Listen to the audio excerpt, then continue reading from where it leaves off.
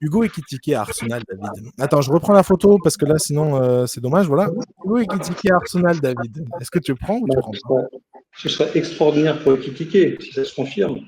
Ça lui fait changer de statut et puis il arrive sur une équipe qui joue extrêmement bien au football.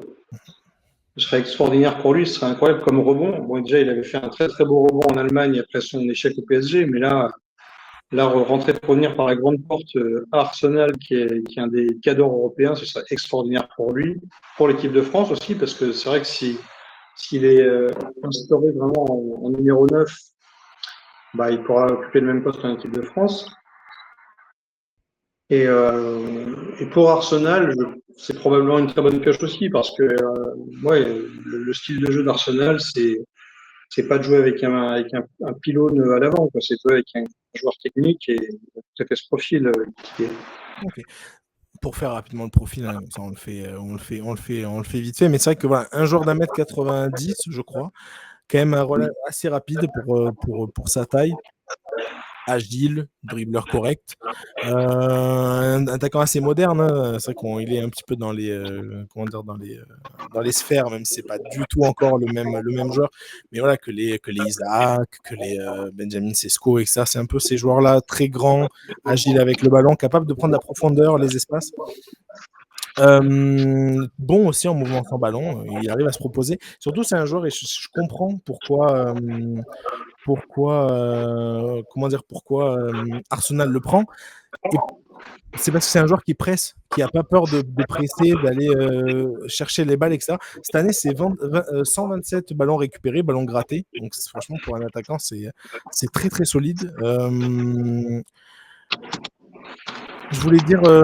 Oui, non, c'est 19 buts, 8 passes décisives. Par contre, il y a un truc qui me plaît, entre guillemets, un peu moins, c'est que, voilà, pour le coup, il a 3,9 tirs par match, donc il tente beaucoup de tirs. Par contre, il en met que 0,69 de ses buts espérés, entre guillemets, donc c'est assez faible pour un grand attaquant qui vaut quand même presque 100 millions d'euros. Bref, Arsenal va débourser sans doute aux alentours de 100 millions d'euros. Maintenant, bref, un truc qui est sûr, c'est que ouais, Arsenal, t'as trop besoin d'un buteur. Quand tu fais une saison avec Havertz et Merino en attaque, t'as besoin d'un buteur. Ça veut dire ça. Après, Arsenal est aussi sur Sesco. Je pense que s'ils arrivent à avoir Sesco, ça va quand même passer en priorité devant Ekitike. Et puis, même s'ils prennent Ekitike, comment va se passer la rotation avec Gabriel Jesus et Kai Havertz? S'ils reviennent à leur top niveau tous les deux, c'est pas sûr à 100% que Ekitike soit titulaire, quoi. C'est sûr. Il reste jeune, Ekitike, il a 22-23 ans, donc il reste jeune. Mais voilà, c'est vrai que je l'ai dit tout à l'heure, mais dans le profil que Arteta aime bien, c'est-à-dire pression, création, parce que je crois qu'il a aussi presque, ouais, il a 8 buts, il a 8 passes décisives, toute compétition confondue, ça reste très correct. Non, mais techniquement pour sa taille, il est exceptionnel. Hein. Il a les deux pieds, il a la tête. C'est un super profil.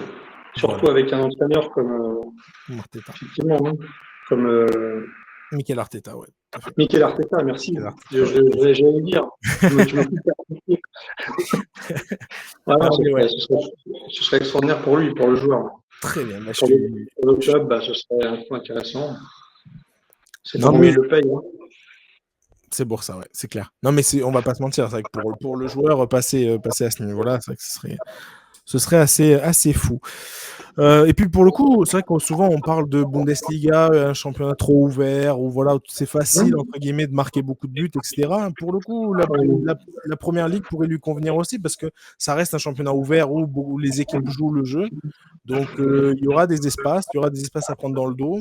Franchement, ça reste très intéressant. Ok, bah écoute, très bien.